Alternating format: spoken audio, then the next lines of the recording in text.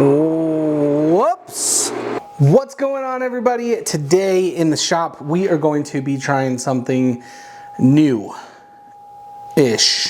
We're still going to be turning a bowl, but my goal today is to try and turn a round bottom bowl, I think is what it's called. I've never turned one before. I've gotten close by accident, but I've never actually purposefully turned a round bottom bowl. So this is traditionally how the bowls most people make are.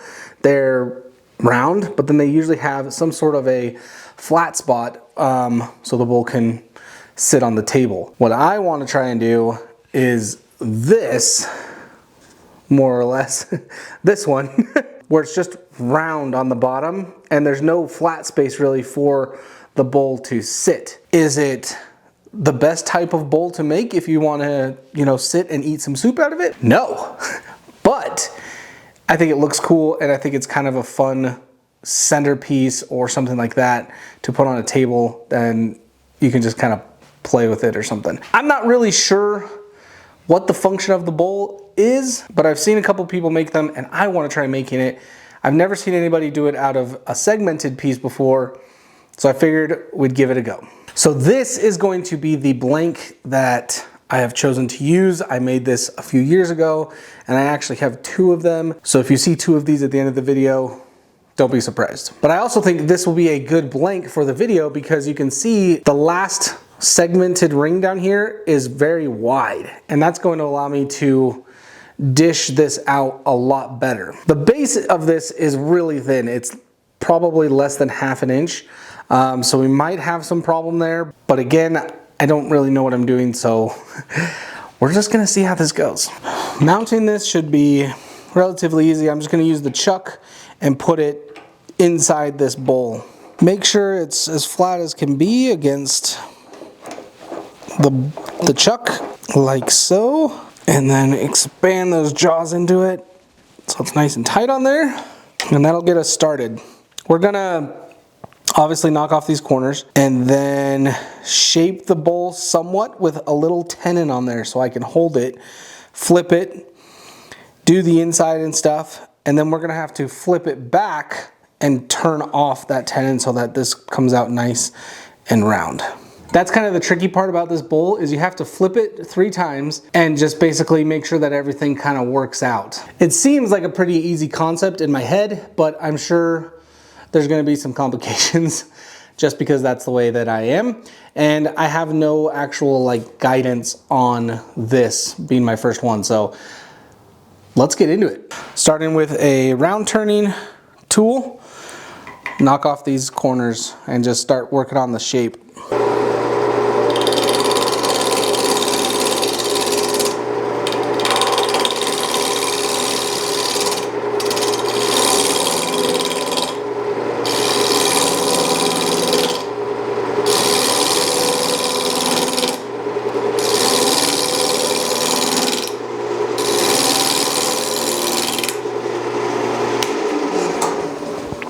Really quick, if you were going to be turning a piece like this with corners on it, with no supporting on the back of it, take your time, because it's really easy to come in here and push just a little bit too hard and get your tool sucked into there and either kicked, or you're gonna break off this whole corner and send the piece flying to who knows where in your shop.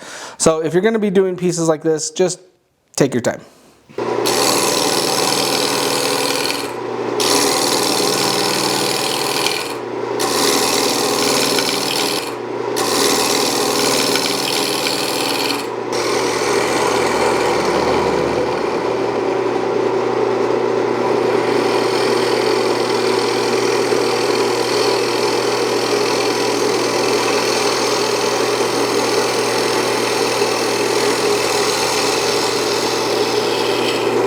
So I know in order for this to look round like this, that the taper obviously is a lot.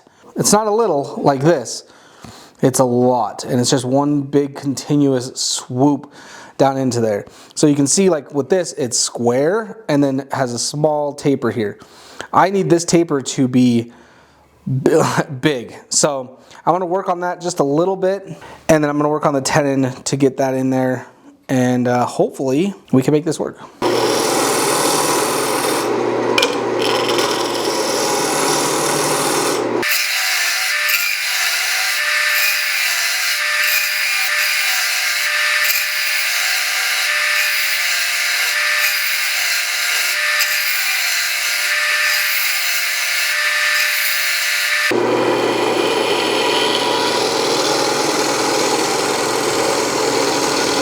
Before I get too carried away with it, gosh, that looks awesome. I forget how many segments I did in this, but it looks awesome. So I think I'm gonna start working on the tenon and get this thing flipped around, and I think that's gonna be better earlier rather than later.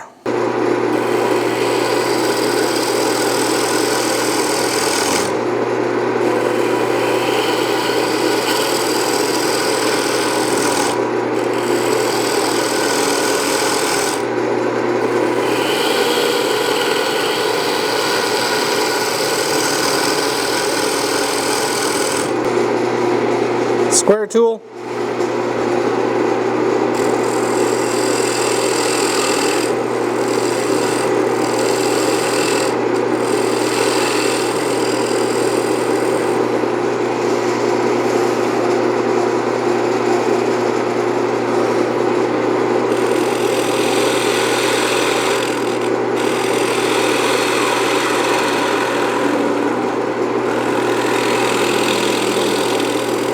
That should be enough of a tenon for this thing to hold on to.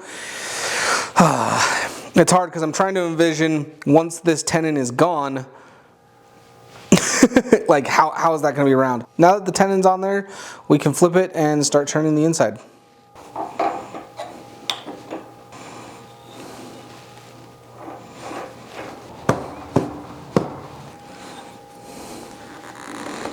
Okay, the game plan with this is obviously to carve this out, but it's the bottom that I'm concerned with. I don't want to go so deep that I'm in the tenon. If I go into the tenon, when I remove the tenon, there's going to be a big old hole there, and we don't want that. So we're going to try and keep this a little bit shallow while giving it still a round bottom on the inside to match the outside. But that's the only concern, is that I go too deep that I basically wreck the bowl when I turn it back around.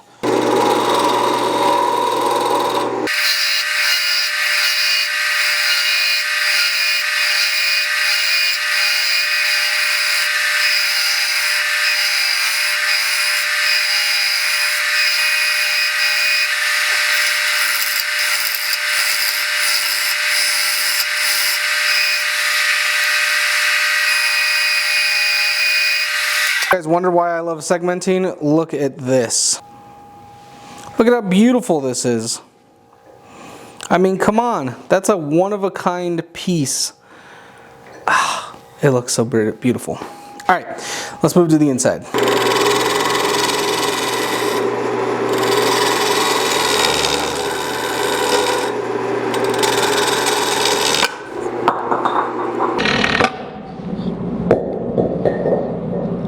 Whoops. All right. Let's see what happened there. I didn't think I was being too aggressive with my cuts. Yeah, it doesn't look like I was being too aggressive with it, but you can see right here, I like dug in way too deep, and then it just hit right here and popped right off. Interesting. The thing that sucks is when these pop off like that, getting them remounted in the same position is like near impossible. A little tighter on these clamps, huh? And good thing I was wearing my helmet, my mask. Not like it came at me, but it definitely could have.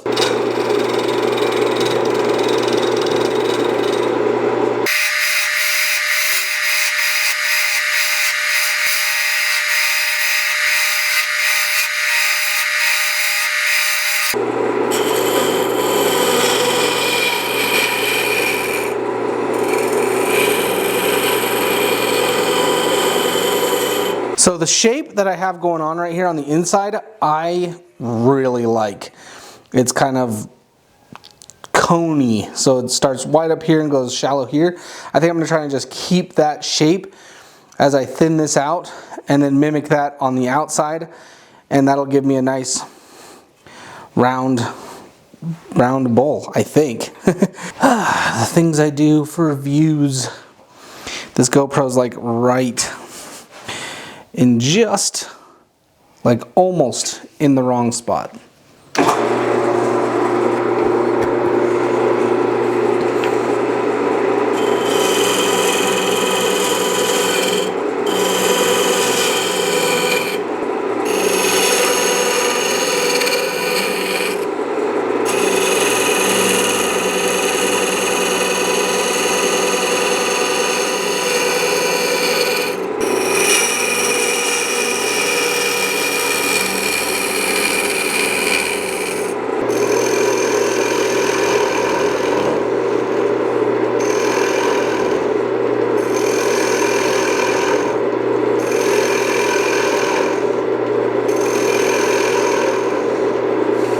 Oh, it's perfect. Okay, I'm gonna work on a little more because this lip is kind of fatty still, but I also need to reshape this since it came off of the chuck.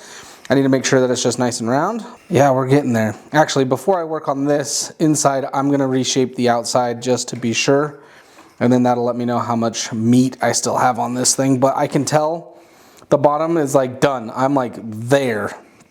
So I need to just kind of finish that up and then just leave it.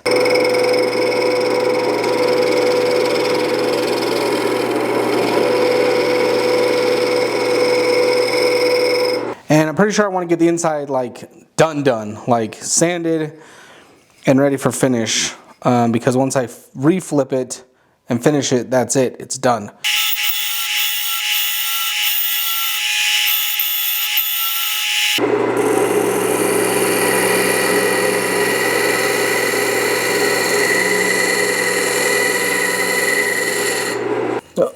Oh yeah, that's fluid. I think the rest I'm gonna leave up to sanding to get this done. Gonna start with 80 grit to really knock everything down if there's any imperfections, and then work our way up.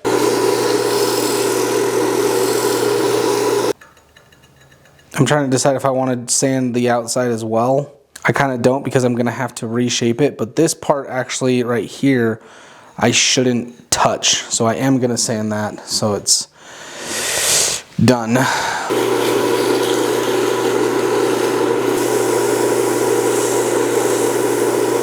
right, this is all sanded up to 220 and ready for finish.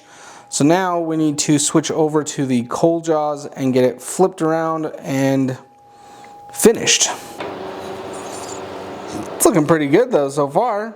All right, we got our cold jaws on here. This is just an attachment for the chuck that you have. So if you're interested in finding one of these, just look up whatever chuck you have, and then like after that in Google search, type in cold jaws.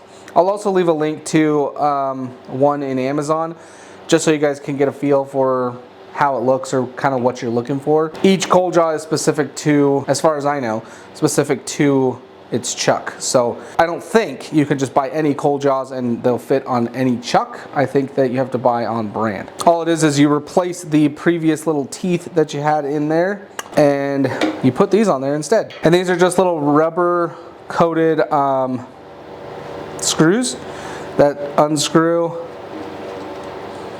and screw in wherever you need them to. They're super simple, but they're super effective. I highly recommend getting yourself some cold jaws. But now that we have our cold jaws mounted, we can put this guy in there and turn it to a round bottom. Now this should be round and we shouldn't have to touch the actual bowl. We're just gonna carve this away and match it to that.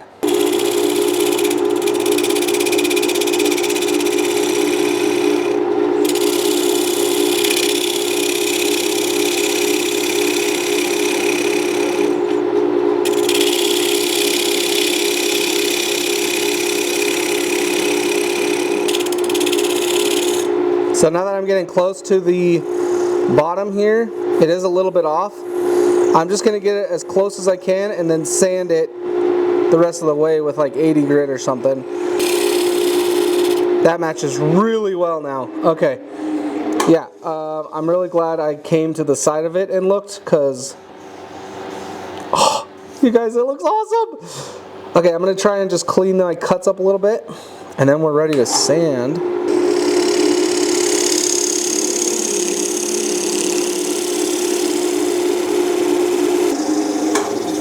Oh, it's awesome.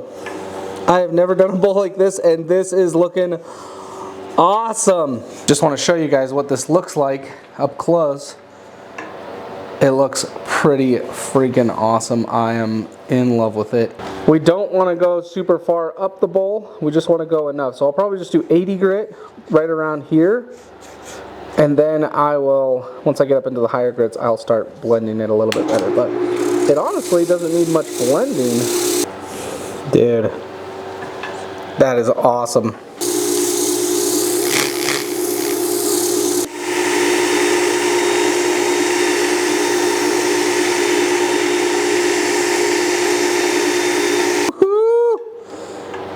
You guys, this thing is sweet looking.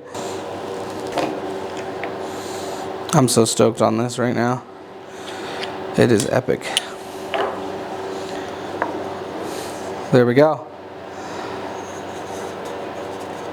It looks good.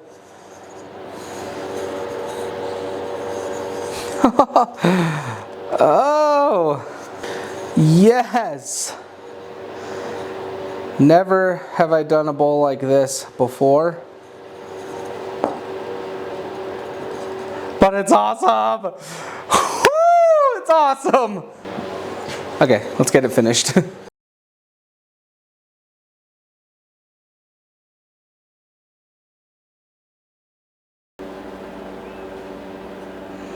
Okay, here they are. This one has definitely a little bit more, obviously, of a rocker than this one does. This one has just the smallest flat spot on it that I didn't quite notice. So it's not as rocky as this one, but I think they still came out awesome. It's so cool to not see any sort of a foot or a tenon on there, and it's just a bowl. We're going to be using Bee Nuba wax to get these guys done, and this is just a great finish. You don't need a lot of this stuff, but you know, put it on as much as you want, because you put it on, you let it sit for a little bit, and then you buff it off. I probably should have put on some gloves, just because I don't want my hands to be all waxy. Too late now. I got these laser engraved. I was a little worried with the surface, but it's not so much of a cone, so the laser actually did a pretty good job on there. I'm gonna let that little guy sit. Next, this stuff works really well if you can apply it while it's on the lathe. It does really well because then you can let it sit and then buff it in, like high friction buff, but it works just as good like this. All right, guys, we are done. Look at these things. They look awesome. Oh man, I am ecstatic with how these things came out, especially since it was my first ones, my first attempt. They look awesome. I mean, just look at the bottom of this. Look how clean that looks. Going from like the side to the bottom, it's just continuous and it looks awesome. I did end up making 2 of them, so they'll be just a little set. If you are interested in trying to snag these, check the Etsy link down below. I'll post them in there, but no promises that they might get snagged up from Instagram, because when I do little projects like this and stuff, I just see if anybody's interested in them on Instagram first, and then if they are, I give them a good deal. So if you're not following me on Instagram, there's a little bit of incentive to go and follow me there as well. If I were to do these again, or I guess I should say when I do these again, I think I want my base to be a little bit thicker, and I want the whole bowl itself to be a little bit taller. That's going to give me just a little bit more of an ability to round this off a little bit more, and with it taller this way, it's just going to make it look more like half a ball. Like I said before, that's kind of what I would like to do with these, is make them into basically like a circle cut in half. I think that would look super sweet. But thanks for watching, everybody. I hope that you learned something from this, and I hope that it inspires you as well to go out and try turning something that you haven't tried before. If you did learn something or want to learn something that I can show you, leave me a comment down below. And that's it for me, guys. So be good, be safe, be happy, and I'll catch you guys in the next one. Peace.